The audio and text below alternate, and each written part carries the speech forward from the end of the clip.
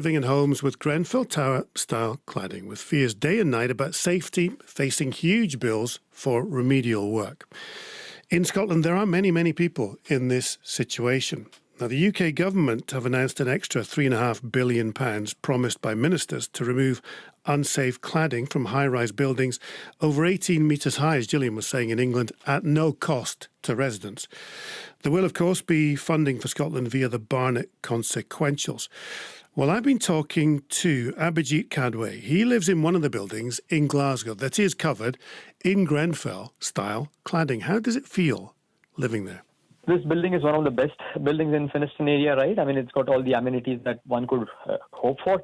But I mean, knowing that it has this flammable cladding all around it, and knowing that it is the same type as the Grenfell one, it is just horrible living here.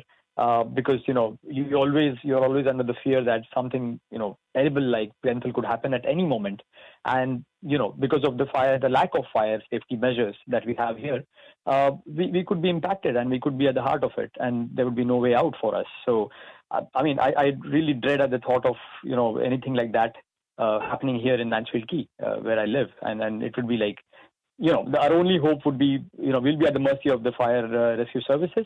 They coming on time and sort of putting out the fire, but we know the fire, it just takes like seconds or minutes to spread around because of the quality of the fire retardant material used here. Like I said, it's the same type as the Grenfell Tower. It's category 3 ACM. I'm really fearful all the time. I'm really worried. And has this played on the minds of other residents too? I hear some people have been thinking some pretty dark thoughts at times. Absolutely. I mean, it's not just me. I mean, I think I can speak on behalf of the entire community here, the entire building, if you like, right? So, I mean, it's taking a huge toll on my emotional and mental health as well, just like anybody else. And, it won't be exaggerating to say that, some people are even having like suicidal thoughts because, the mere thought of, having to shell out such huge sums of money. People, they come from middle-class families like me, right? I mean, they can't afford to pay such huge bills, and that too without any fault of theirs. So, as much as it is a mental crisis, I think it's a financial crisis as well. So people, I mean, and there are people who have lost their jobs because of COVID, right? I mean, it's not really a great time for all of us. So it's kind of a double whammy because at the same time as they've lost their jobs, they are being asked to, cough up these huge sums of money towards insurance, towards high service charges, and obviously there's this huge bill of the remedial works which is looming on the horizon. So that's only going to make matters more complicated and more worse for us, I guess. It strikes me as an outsider in this. It's you bought something you felt was of a certain value, and you bought something that has the same cladding as Grenfell, and now it's of no value in many ways because you can't sell it. How much did you pay for the flat, can I ask you? Of course. I mean, I ended up paying $210,000 for this flat, the one that I'm living in. And that was back in 2018, May 2018, when I actually purchased it. And what's it worth now? I mean, like you said, it's zero. It's rendered worthless now. Because I mean, notional value is zero, right? Because if I want to sell it, I can't. There are no buyers out there who will buy this property. And I can't even, remortgage it because of the same reasons. So, I mean, essentially, it's valued at zero as things stand until they actually do something to, or even if they don't actually remediate it, at least, there is an assurance that somebody will be footing the bill.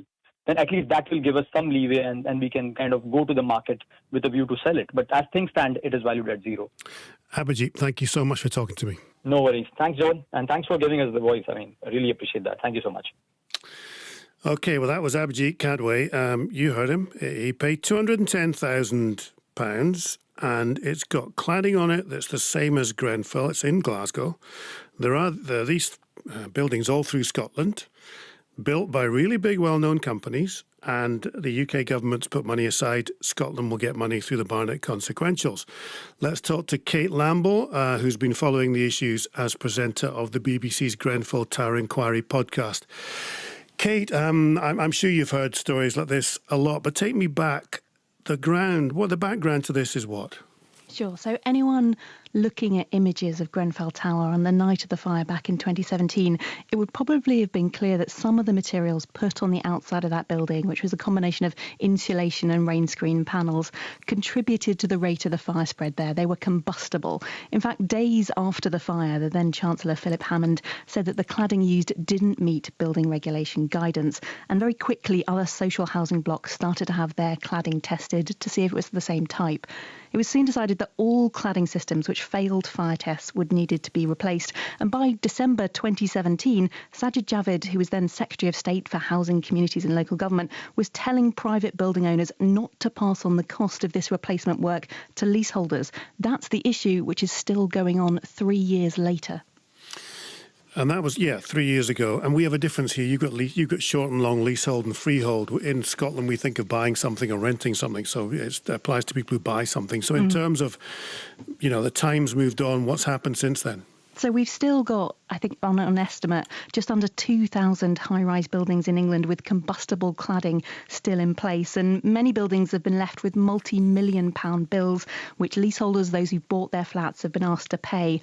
And mortgage lenders have refused to lend against flats with these fire safety issues, which has left tens of thousands of people living in unsafe properties and unable to sell.